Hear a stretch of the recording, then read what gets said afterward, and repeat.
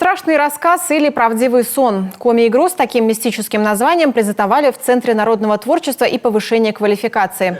Новый проект разработали для персональных компьютеров в жанре приключенческого квеста. На создание коми-игры ушло около полугода.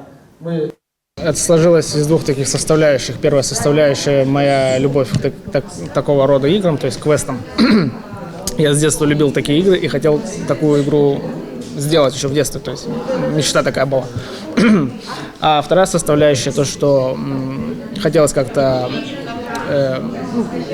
то направление работы, которым я сейчас занимаюсь, то есть народное творчество, в такой форме представить. Вот они сложились, и мы написали грант, выиграли грант и приступили к работе.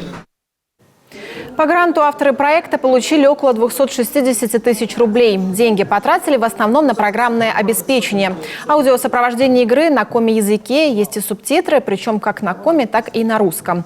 В основу сценария квеста легли мифологические рассказы. Сюжет заключается в том, что к лешему кверсе попадает отец главного героя, вот этого Апоня.